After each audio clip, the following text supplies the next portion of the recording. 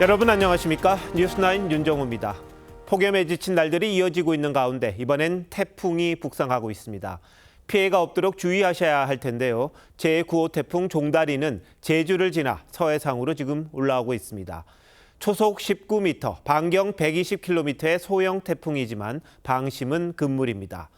태풍이 막 지나간 제주엔 강한 바람과 함께 거센 비가 뿌렸다고 합니다. 취재 기자가 제주도와 목포에 나가 있는데요. 먼저 제주 연결합니다. 자, 곽성환 기자, 태풍 종다리가 이미 지나갔을 텐데요. 지금 상황은 어떻습니까? 네, 저는 지금 제주 협재해수욕장에 나와 있습니다. 지금은 비바람이 많이 약해진 상태입니다. 파도도 잔잔해져서 제주가 태풍 종다리의 영향권에서 벗어나고 있음을 느낄 수 있습니다. 하지만 태풍이 지날 때 제주 전역엔 강한 비바람이 몰아쳤습니다. 저녁 6시쯤 서귀포 서남서쪽 100km 해상까지 근접했는데 당시엔 한라산에 순간 최대 초속 30m에 가까운 돌풍이 불었습니다. 또 와이퍼를 작동해도 앞이 보이지 않을 만큼 강한 빗줄기가 쏟아졌습니다. 지금까지 한라산 삼각봉은 100mm의 강우량을 기록하고 있습니다. 태풍이 지나갔지만 제주에는 내일까지 산간에 최대 100mm, 그 밖의 지역에는 80mm의 비가 더 내릴 전망입니다. 또 해상에는 여전히 태풍주의보가 발효돼 있습니다. 네, 강한 비바람이 있었던 거군요. 근데 다행히 큰 피해는 없었다고요? 네, 다행히 큰 사고나 인명피해 신고는 아직까지 없었습니다. 태풍 북상을 앞두고 철저히 대비를 한 덕분으로 보입니다. 제주도는 오전 11시를 기해 모든 방파제와 연안 절벽, 해안가 인근 주민과 관광객들에게 대피 명령을 내렸습니다. 원래 오늘 해수욕도 많이 하기로 했었는데 비 오고 그래갖고 좀 못하게 돼갖고 좀 많이 아쉽네요.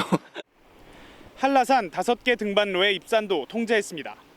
태풍으로 일부 여객선이 결항됐고 제주공항의 항공기 80여 편이 지연 운항됐을 뿐입니다.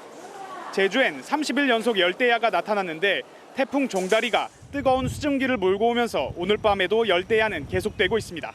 제주 협재해수욕장에서 TV조선 곽승환입니다. 이번에는 태풍 종다리가 접근하고 있는 목포로 가보겠습니다. 자, 김태준 기자, 태풍이 올라오고 있는 게 느껴집니까? 네, 그렇습니다. 저는 지금 목포 북항에 나와 있는데요. 비는 점점 소강 상태를 보이고 있지만 바람은 점점 거세져 태풍이 근접하고 있음을 느낄 수 있습니다. 9시 현재 태풍 종다리는 흑산도 남쪽 40km 해상까지 올라와 있습니다. 태풍을 피해 어선들은 이미 이곳 항구에 빽빽히 피신해 있는데요. 강한 비바람에 파손되지 않도록 밧줄로 단단히 결박해 놓은 모습을 볼 수 있습니다. 전남 지역 각 항포구엔 2만 7천여 척의 배들이 피항해 있습니다. 전남 지역 섬으로 가는 53개 항로, 83척의 여객선 운항도 전면 중단된 상태입니다. 전남도와 각 자치단체는 만일의 사태에 대비해 비상근무 체제에 들어갔습니다. 자, 그럼 태풍 종다리는 서해상으로 계속 올라오는 겁니까? 네, 그렇습니다. 서해안을 따라 북상할 것으로 예보됐습니다. 하지만 오늘 밤과 내일 새벽 사이 열대저압부로 세력은 약해집니다. 이후 내일 낮 수도권을 지나 오후엔 속초 쪽으로 한반도를 완전히 빠져나갑니다. 열대저압부로 약해져도 여전히 최대 풍속 초속 16m의 강풍과 함께 많은 비를 뿌립니다. 내일까지 광주 전남과 서울 수도권 등에 30에서 80mm, 강원 내륙 등에는 100mm의 비가 더 내리겠습니다. 이번 태풍이 지나가는 시기는 특히 만조 때 해수면이 가장 높아지는 백중사리 기간과 겹칩니다. 해안가 저지대의 침수 피해가 우려돼 해당 지역 주민들은 각별히 주의하셔야겠습니다. 목포 북항에서 TV조선 김태준입니다. 폭염을 잡는 천적이 태풍이었는데 올해는 반대입니다. 태풍 종다리가 오히려 폭염을 부채질해 찜통더위가 이달 말까지 이어질 걸로 보입니다. 태풍이 어떻게 한반도를 더 뜨겁게 만드는지 박재훈 기자가 자세히 설명합니다. 물에 발을 담고 얼음이 든 음료를 마시지만 그때뿐입니다. 올해 첫 태풍 소식에 더위가 물러날까 품었던 기대는 실망으로 바뀌었습니다. 이제 좀 날이 풀리나 좀 기대했는데 또 덥다고 하니까 조금 더 참아야겠구나 싶어요. 좀 안타깝습니다. 태풍이 강해야 폭염을 꺾는데 종다리의 힘은 약하기 때문입니다.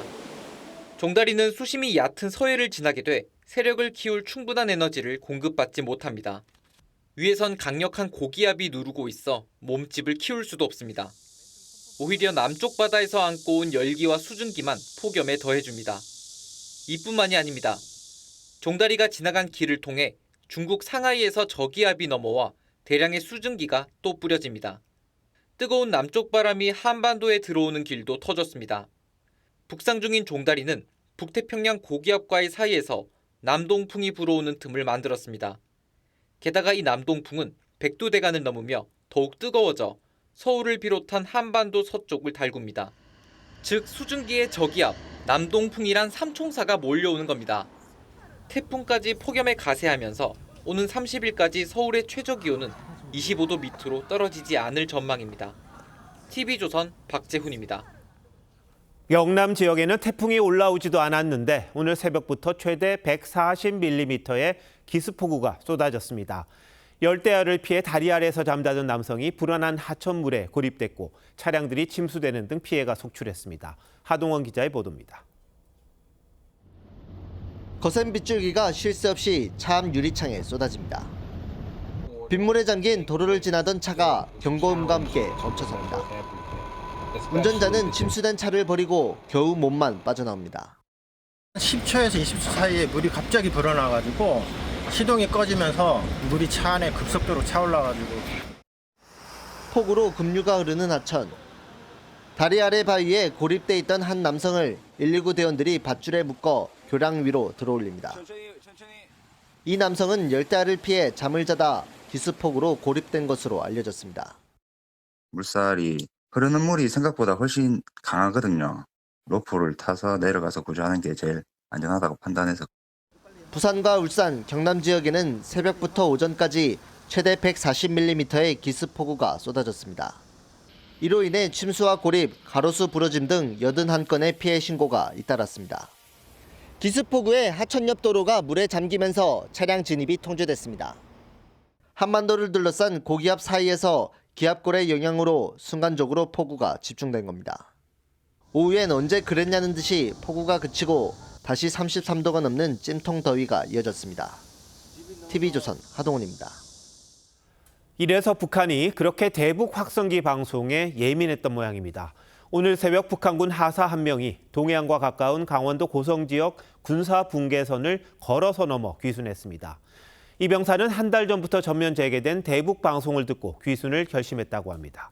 12일 전 한강 중립수역을 넘어온 북한 주민에 이어 이달에만 두 번째 도보 귀순인데요. 홍현주 기자가 단독 보도합니다. 군복을 입은 북한군 하사 한 명이 강원도 고성 지역 군사분계선을 넘어 우리 쪽으로 걸어오는 모습이 포착된 건 오늘 이른 새벽입니다. 군 관계자는 북한 군인이 군사분계선 이북에서 남쪽으로 내려오려는 단계부터 감시자산으로 추적하고 있었다며 귀순 의도를 확인한 뒤 안전하게 넘어오도록 유도해 신병을 확보했다고 전했습니다. 북한 군인이 넘어온 동해선 철길 인근은 최근 월남과 귀순을 차단하기 위해 대량의 지뢰가 매설된 곳입니다. 10여 차례 폭발 사고로 다수의 사상자가 발생했지만 북한군의 지뢰 매설 작업은 계속되고 있습니다. 북한군은 전선 지역 일대에서 불모지 조성, 지뢰 매설, 전술도로 보강, 대전차 방벽으로 보이는 미상 구조물 설치 등 귀순한 군인은 우리 당국에 무서웠다고 진술한 것으로 파악됐는데 언제 지뢰가 터져 죽을지 모른다는 두려움이 귀순하다 적발돼 총살당하는 두려움보다 더 컸다는 의미로 당국은 분석했습니다. 정부 관계자는 최근 귀순자 상당수가 대북 방송을 듣고 생각을 바꿨다고 증언한 기록이 있다며 오늘 귀순한 북한군도 같은 사례라고 전했습니다. TV조선 홍현주입니다. 이번 북한군 귀순에 앞서 또 다른 북한군이 귀순을 시도했던 것으로 저희 취재 결과 확인됐습니다. 대북 확성기를 재가동한 지 얼마 지나지 않아서입니다. 당국은 북한군 한 명이 군사 분계선을 넘으려다 체포되는 모습을 상당히 구체적으로 포착했던 것으로 파악됐습니다. 이 북한군 어떻게 됐을까요? 안타깝게도 사형당했을 가능성이 크다고 합니다. 황정민 기자의 단독 보도입니다. 대북 확성기 방송이 재개된 뒤인 지난 6월 중순쯤 북한군 한 명이 귀순을 시도하는 모습이 우리 군 감시 장비에 포착됐습니다.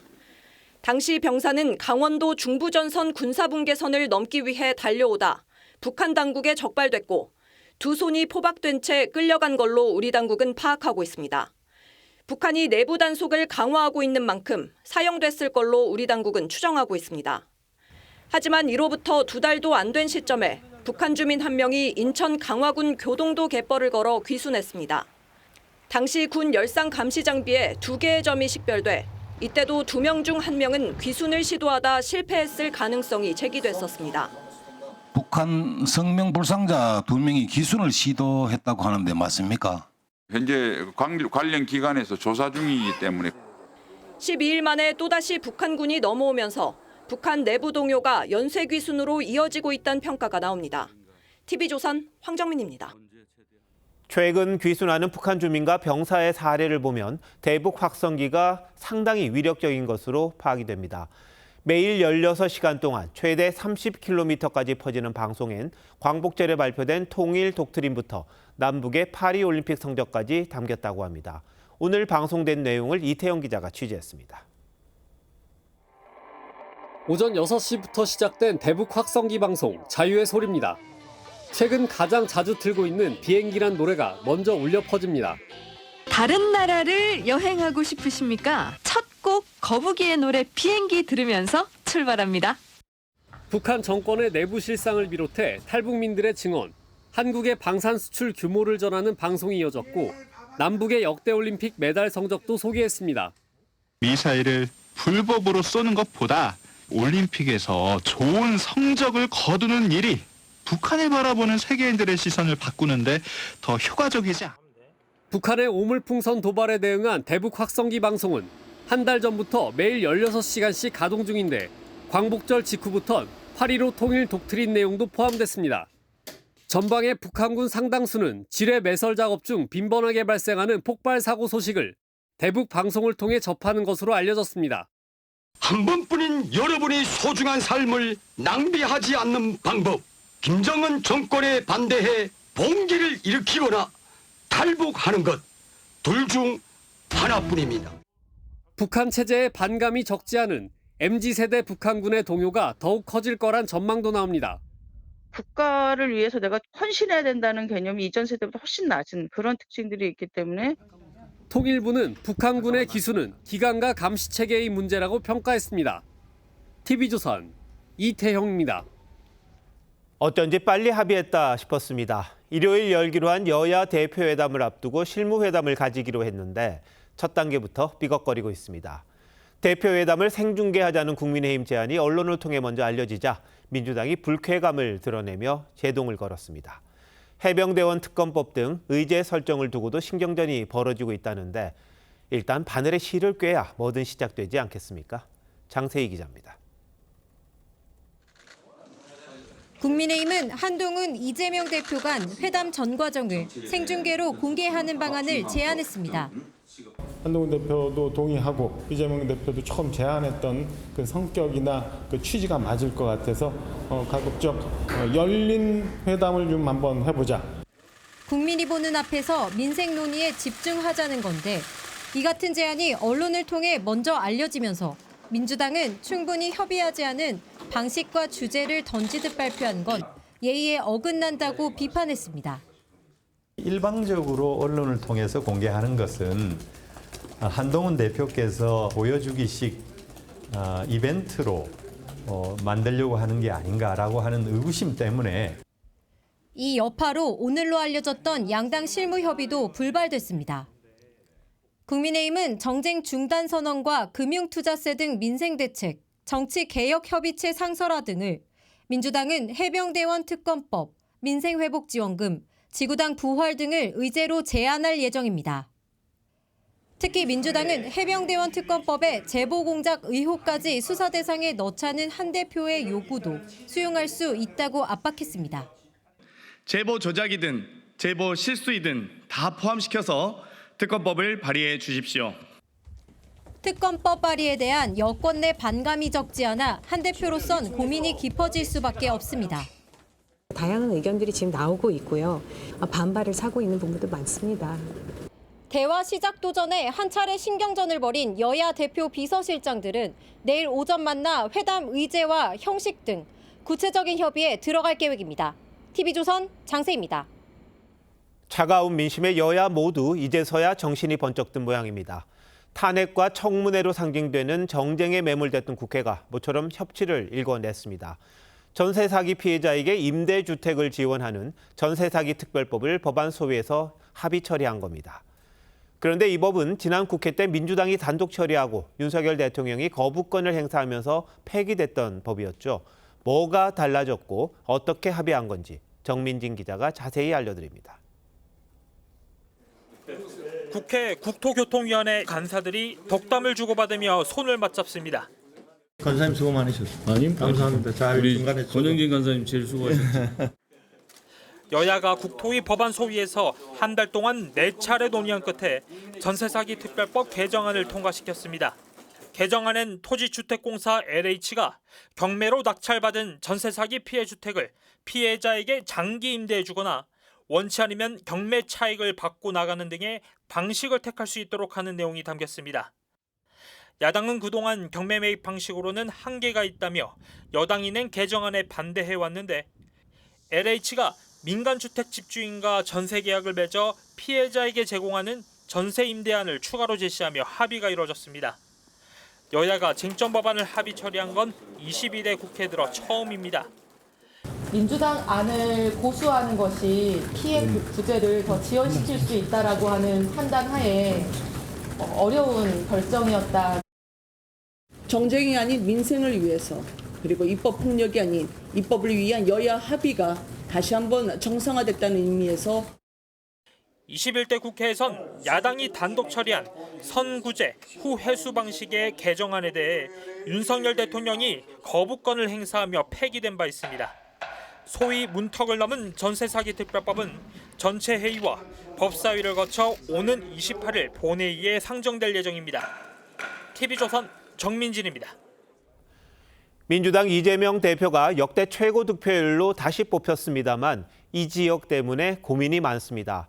전통적인 텃밭인데도 전당대회 투표율이 가장 낮았고 이 대표 득표율도 전남에서 최저였습니다. 게다가 호남 출신이 지도부에 입성하지 못해 호남 홀대론까지 나오고 있습니다. 당장 10월에 전남 지역 재보선이 있는데 조국 혁신당 후보에게 밀릴지도 모른다는 위기감 적잖다고 합니다. 최지영 기자가 민주당 분위기를 취재했습니다. 이재명 대표 2기 지도부로 선출된 최고위원 5명은 모두 수도권을 지역구로 하는 현역 의원들로 이 대표를 포함해 대부분 영남 출신입니다.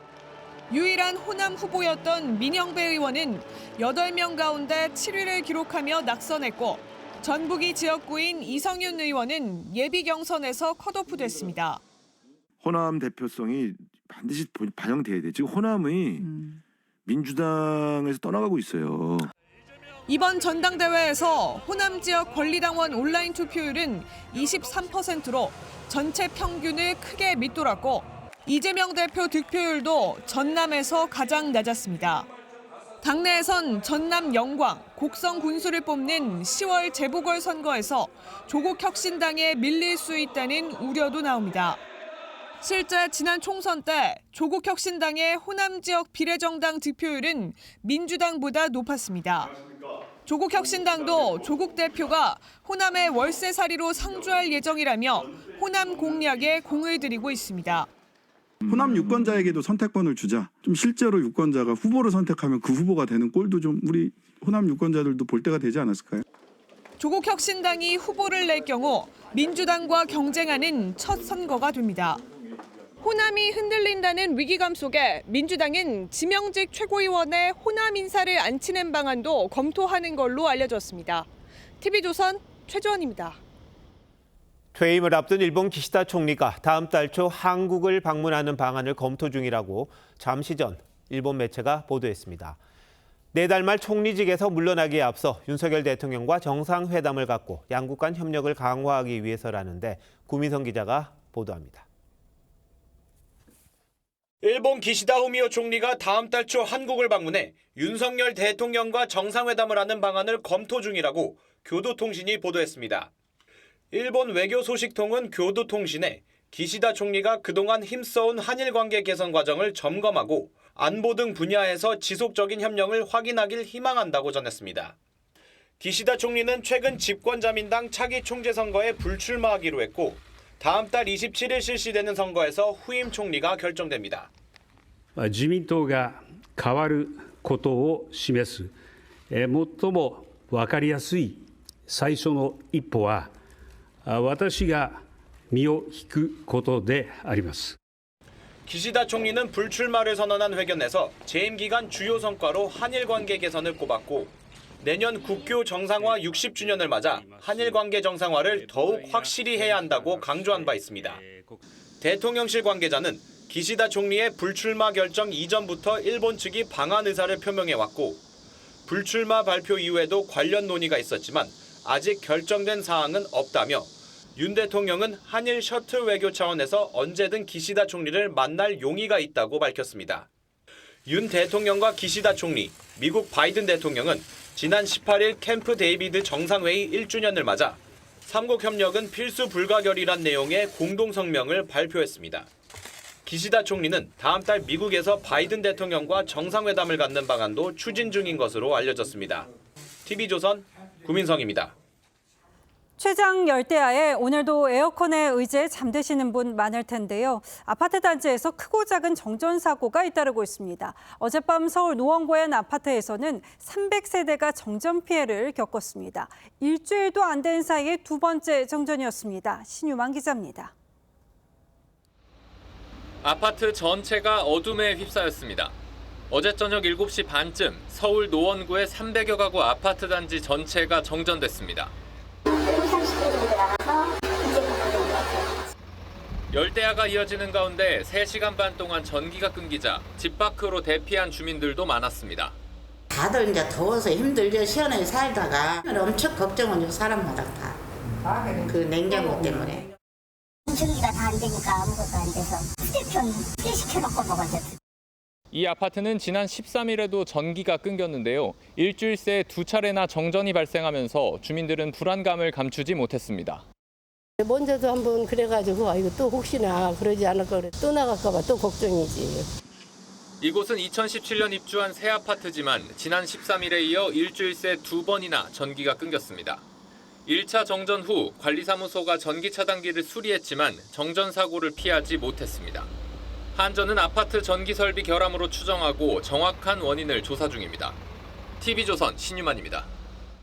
서울의 다른 아파트는 괜찮은지 점검해봤습니다. 1980년대에 준공된 아파트 단지에서는 정전되니까 에어컨을 끄라는 안내방송이 수시로 나올 정도입니다. 무더위에 전력 소비량이 많아지면서 혹시 모를 정전을 우려하는 건데 실제 노후 아파트의 변압기가 요즘 가전제품의 전력 사용량을 감당하기에는 무리가 있었습니다. 이광희 기자가 취재했습니다.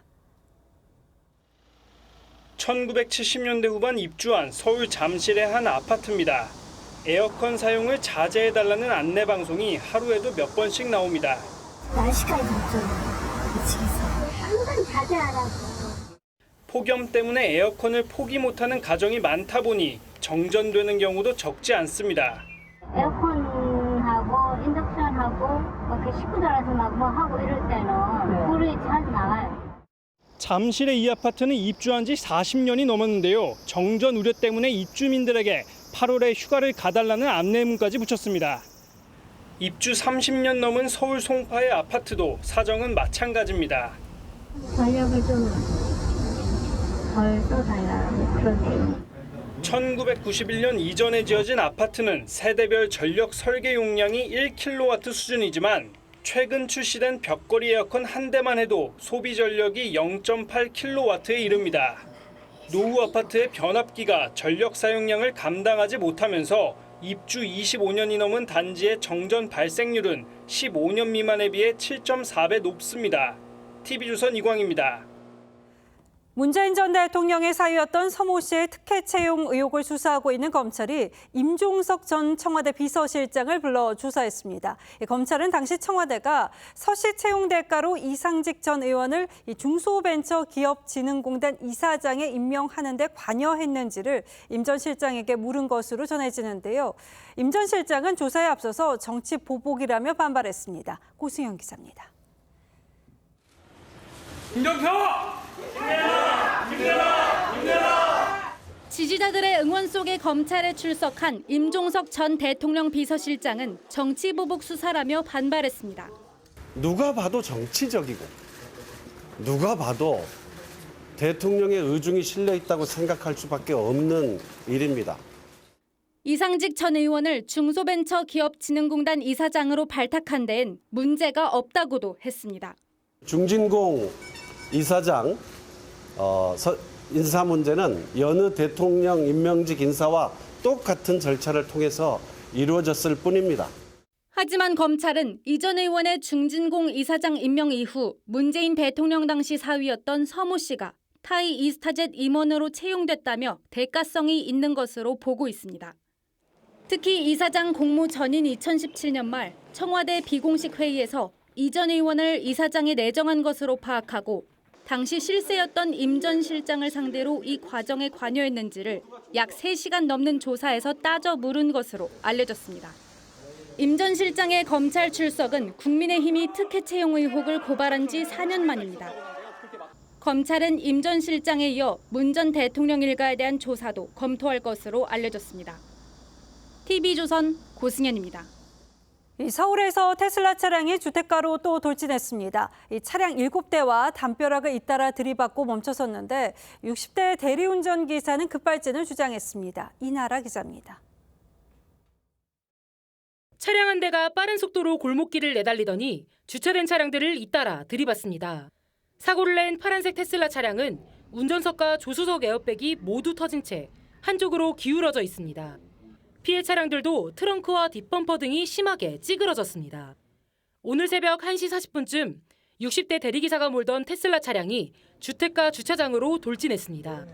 이 사고로 다친 사람은 없지만 주차돼 있던 차 7대가 파손됐습니다. 굉음에 잠에서 깬 주민들은 사고 현장을 보고 아연실색했습니다. 밖에서 큰 충격 소리가 나서 창문을 먼저 내다봤더니 이렇게 차 옆에 뭐가 막 떨어져 있어서 무슨 일인가 싶어서 내려왔더니 난리가 났었죠. 사고 충격에 주택가 담벼락은 이렇게 허물어져 내렸고 피해 차량 중 한 대는 바퀴 한쪽이 빠졌습니다. 대리기사는 손님의 차를 주차하다 사고가 났다며 차가 갑자기 급발진했다고 경찰에 진술한 것으로 알려졌습니다. 음주나 마약을 한 정황은 발견되지 않았습니다. 약물운전하고 그다음에 음주운전 검사하고 아주 간단하게 진술서만 받고 귀가 조치시켰습니다. 경찰은 급발진, 차량 결함, 운전미숙으로 인한 사고 가능성을 모두 조사하고 있습니다.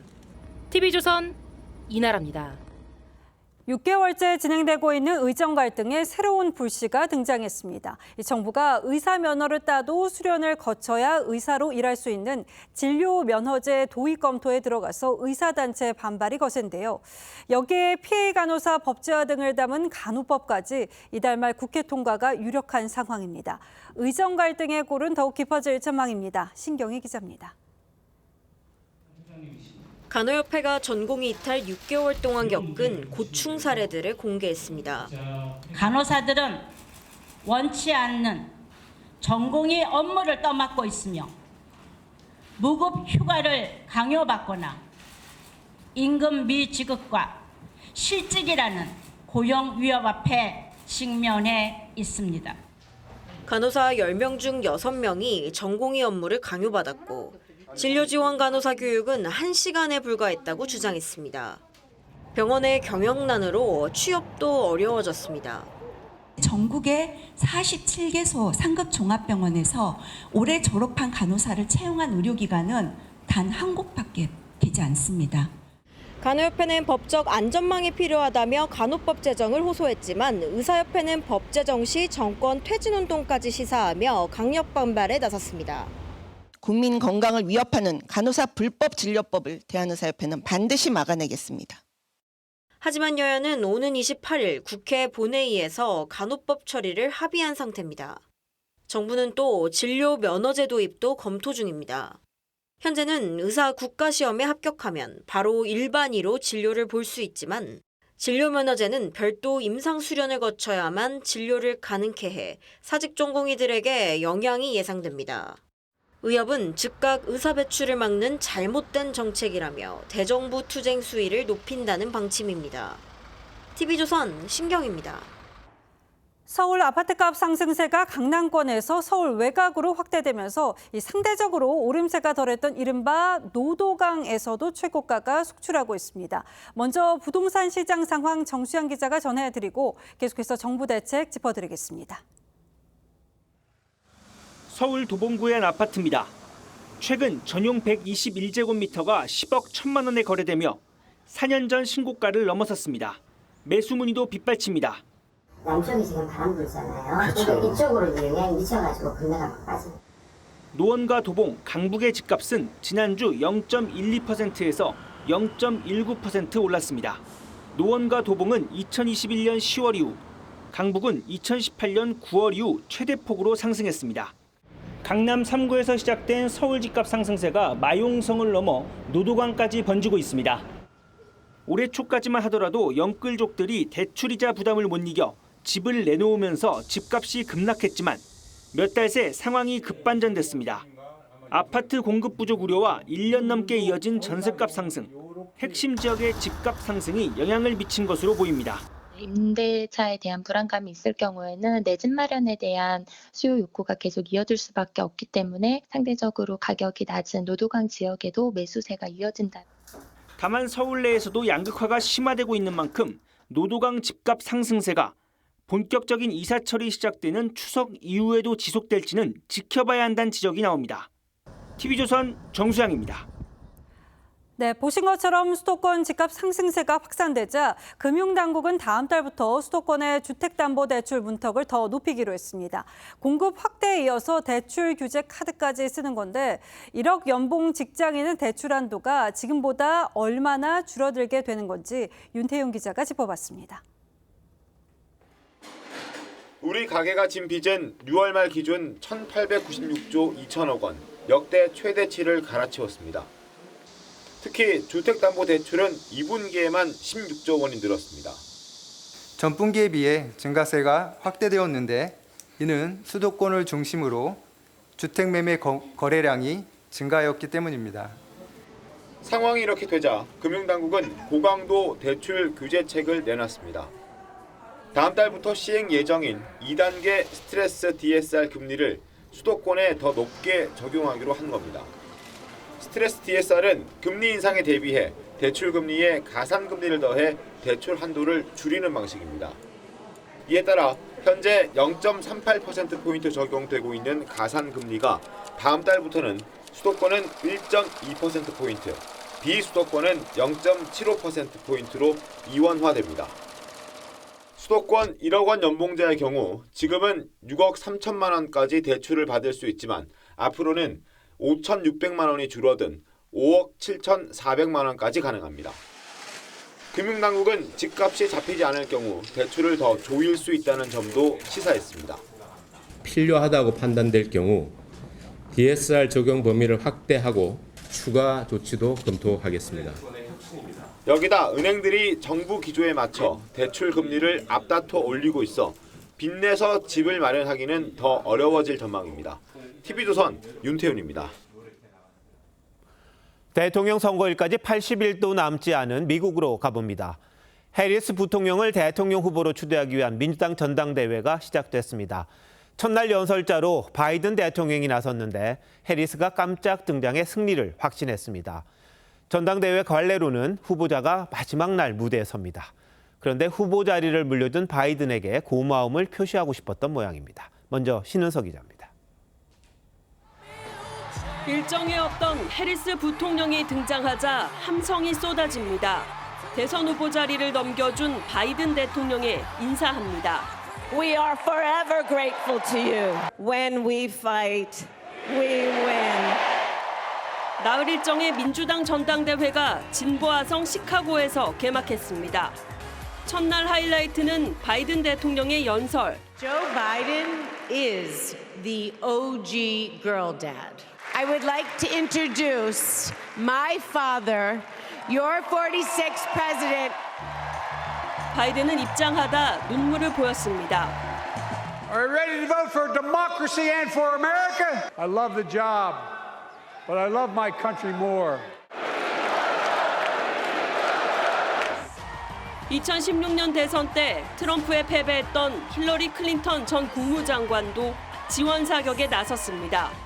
On the other side of that glass ceiling is Kamala Harris raising her hand and taking the oath of office as our 47th president of the United States. 시작부터 정치 스타와 연예인들이 대거 출동한 데 이어 오바마, 클린턴 전 대통령도 차례로 연설할 예정입니다. 해리스는 마지막 날 후보 수락 연설에 나섭니다. 맞불 유세에 나선 공화당 트럼프 후보는 바이든 정부의 전기차 세액 공제 폐지를 시사했습니다. TV조선 신은서입니다. 행사장 안에서는 축제 분위기가 무르익고 있는데 밖으로만 나오면 시끄러운 일들이 많습니다. 바이든 정부의 이스라엘 지원 등에 반대하는 시위가 벌어지고 있어서입니다. 민주당 지지층은 불법 이민자 문제에도 예민한데 성난 시위대가 경찰과 대치하며 곳곳에서 충돌했습니다. 이어서 이정민 기자입니다. 시위대가 키보다 높은 펜스를 떼어낸 뒤 안으로 진입합니다. 곧바로 경찰 병력이 투입되면서 대치 끝에 최소 4명이 체포됐습니다. So what you saw here was de-escalation, but we used the least amount of force to take these certain individuals into custody. 민주당 전당대회에 맞춰 200여 개 시위 단체들이 미 전역에서 모였습니다.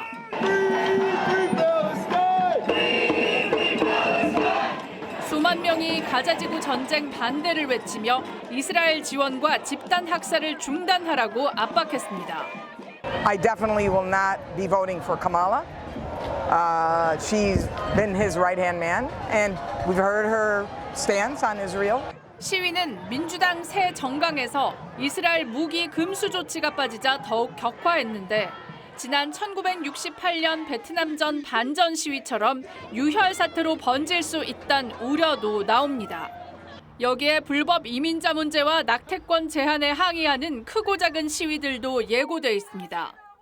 전통적 민주당 지지층이 반기를 든 셈이어서 표심을 잃지 않기 위한 민주당의 고민도 깊어지고 있습니다. TV조선 이정민입니다.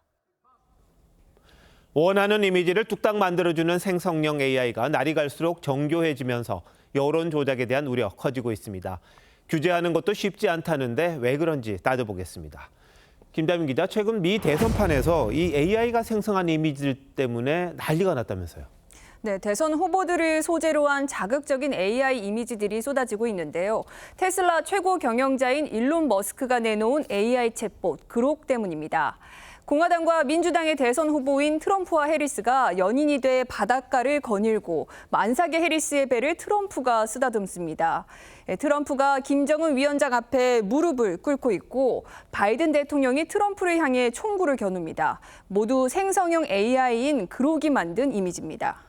네, 상당히 정밀하고 가짜라고 하기엔 또 이상할 정도로 너무 잘 나와 있는데, 근데 이 AI 이미지를 만드는데 제한은 없는 겁니까? 네, 대다수 AI 챗봇은 유명 인사들의 이미지나 선정적이고 폭력적인 이미지는 생성하지 못하는 제한을 두고 있지만 그록은 사실상 제한이 없습니다. 표현의 자유를 강조하는 머스크는 세상에서 제일 재밌는 AI라고 주장하지만 악용 여지가 많다는 비판이 쏟아지고 있습니다. 그런데 정작 트럼프는 이런 AI 이미지 가짜죠. 가짜를 아주 잘 활용한다면서요. 네, 트럼프가 SNS에 올린 것들입니다. 팝스타 테일러 스위프트가 자신을 지지하는 모습이 담긴 이미지를 올리고 트럼프는 수락한다고 적었습니다. 해리스가 공산당원으로 보이는 군중 앞에 선 이미지도 올렸는데요. 모두 진짜 사진이 아닌 AI가 만들어낸 생성형 이미지인데 트럼프가 유권자들에게 허위 정보를 유포한 게 아니냐는 얘기가 나옵니다. 자, 이게 미국만의 문제는 아닐 것 같습니다. AI 이미지, 가짜를 규제하는 법 없습니까? 네, 미 바이든 행정부는 AI 생성물을 구분하는 기술 개발에 대한 행정명령을 내렸고 유럽은 연말부터 AI 워터마크가 의무화됩니다. 한국도 AI 제작물의 워터마크 적용을 추진 중이고요. 이와 관련한 정보통신망법 개정안도 국회에 올라와 있는 상황입니다. 전문가들은 한국 정치의 양극화가 심화되는 만큼 AI 이미지로 인한 허위 정보 유포를 막을 장치를 서둘러 마련해야 한다고 말합니다. AI를 활용한 선거 캠페인은 계속 활용될 수밖에 없고 더욱 커질 거라고 생각이 되고요. AI를 통해서 허위 뉴스를 만들면 거기에 유권자가 민감하게 반응하기 때문에 후보로서는 훨씬 더 많은 사용하고자 하는 욕구가 땡길 것 같습니다. 그런데 일각에선 AI 이미지 규제에 대해서 좀 우려하는 그런 목소리도 있는 것 같습니다. 네, 맞습니다. AI 생성물을 구분할 수 있게 되면 이용자 이탈로 기업의 수익성이 저하될 거란 우려인데요. 결국 AI 기술 개발에 발목을 잡을 수 있다는 지적도 나옵니다. 생성형 인공지능 누구 회사 거에 만든 겁니다라고 항상 그렇게 표시가 붙어 있으면 활용할 수 있는 여지가 줄어들게 되잖아요. 한편으로는 표시 의무를 부여하는 게 이런 AI 산업 발전에는 별로 바람직하지 않을 수도 있는 거죠. 참 어려운 문제예요. 네, 기술 개발이 필요한 건 인정하겠습니다만 이 잘못된 이미지가 사회 질서를 완전히 흔들어 놓을 수도 있는데 이 두 가지를 적절하게 조화할 수 있는 그런 방법이 필요할 것 같군요. 김희 기자, 잘 들었습니다.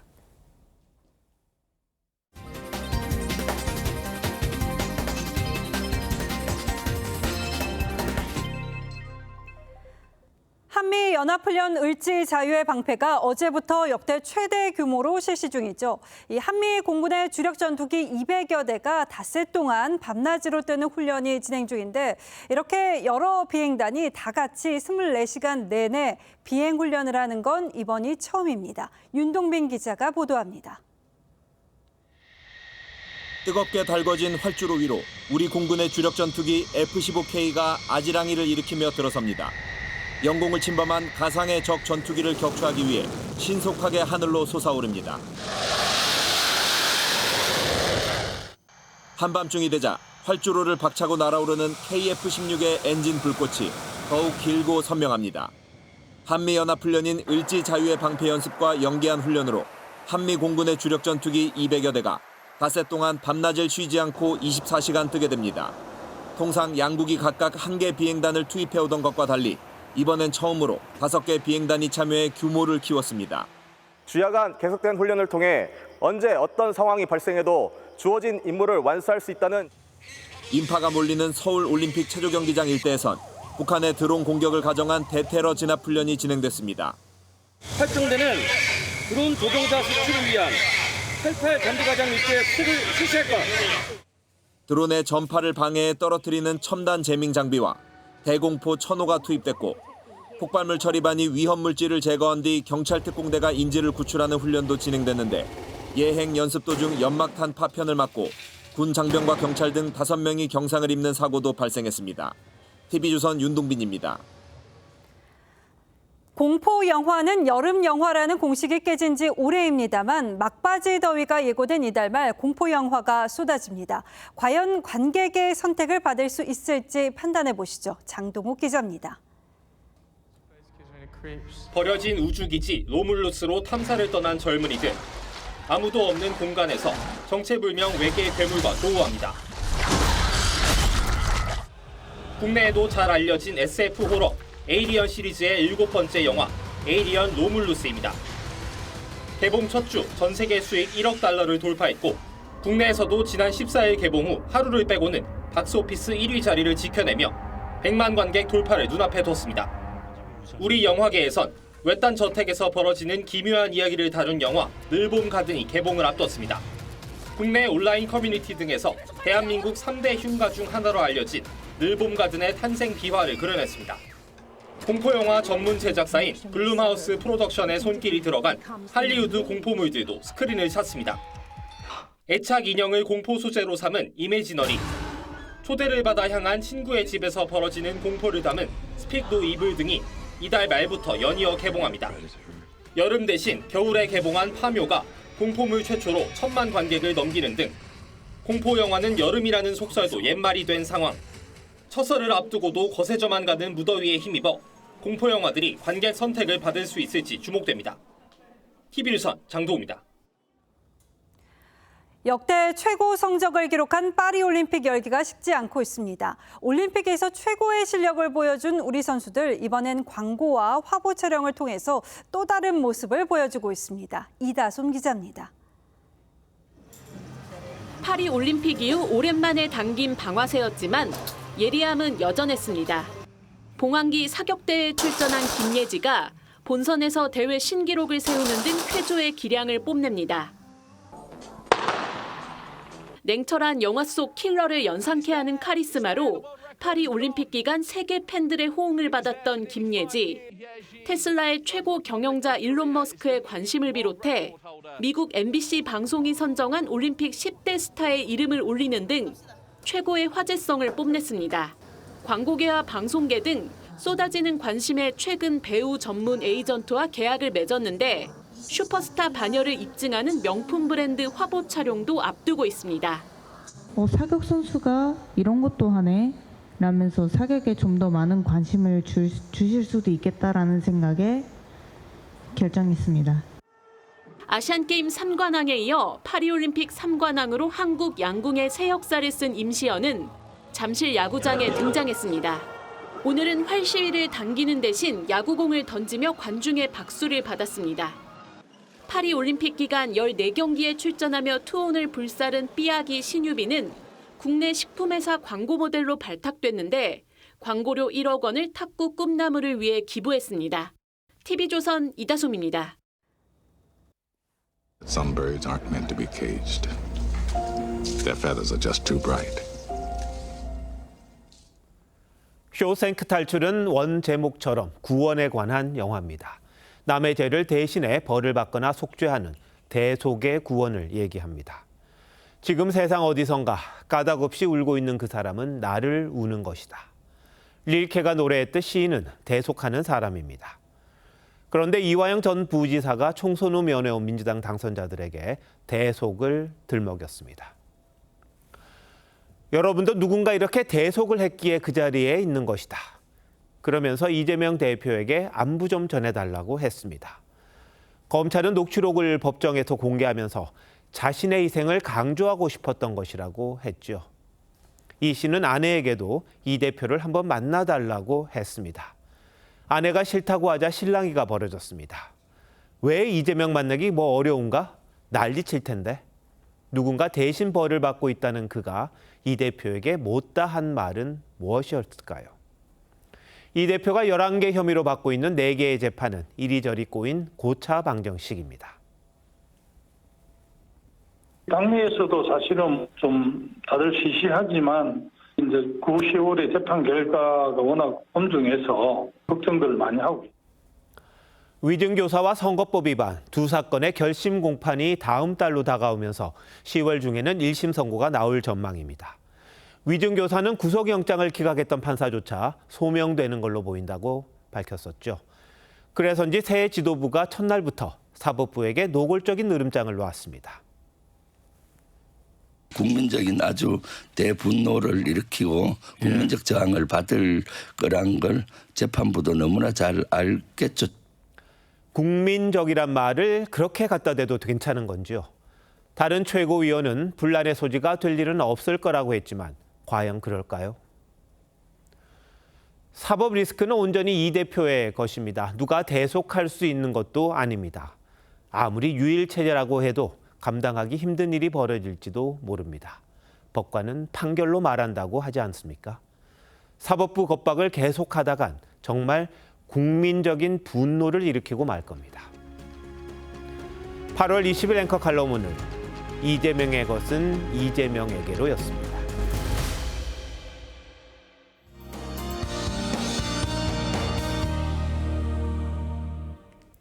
태풍 종다리는 현재 우리나라 서쪽 해상에서 북진 중입니다. 내일 새벽에는 서산 남서쪽 부근 해상에서 열대저하부로 약화하겠고요. 내일 오전 중에는 중부 내륙을 통과하겠습니다.